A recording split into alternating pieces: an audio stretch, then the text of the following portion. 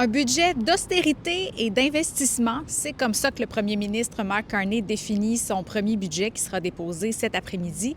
Et le gouvernement du Québec a des attentes assez précises. D'abord, à Québec, les attentes sont grandes pour le tramway. Le fédéral finance déjà 20 de la somme totale du projet, mais le gouvernement aimerait que cette part-là augmente à 40 On a aussi de grandes attentes envers le TGV qui doit relier Québec à Toronto. Le projet avait été annoncé par Justin Trudeau et il est maintenant en phase de planification.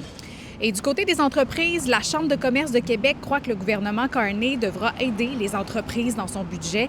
On estime qu'Ottawa doit diminuer le taux de taxation des entreprises, faciliter leur transfert vers de nouveaux propriétaires et réduire les formalités.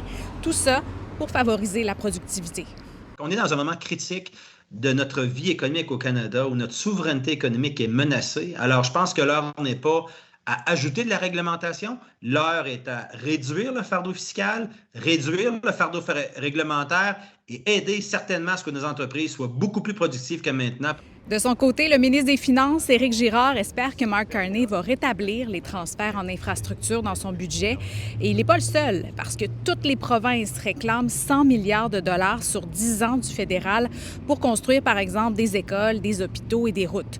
Le fédéral n'a plus de plan d'infrastructure nationale depuis décembre 2023. Éric Girard croit que les provinces ont besoin d'un programme comme celui-là pour garder la tête hors de l'eau, surtout avec la guerre commerciale. Et je reste en politique provinciale parce qu'une autre députée pourrait quitter la CAQ. Ce serait un 9e départ en 2 ans pour la formation politique. La députée de Laporte, Isabelle Poulet, a d'abord annoncé un point de presse ce matin au sujet de son avenir politique, mais il a été annulé à la dernière minute. Elle doit rencontrer le premier ministre aujourd'hui. Donc, à suivre. Je vous rappelle que la semaine dernière, Lionel Carman a quitté la CAQ à cause de la loi spéciale contre les médecins. Il siège maintenant comme député indépendant. Et je reviens en terminant sur les élections municipales parce que Québec a eu son meilleur taux de participation en plus de 10 ans avec 51,3 %.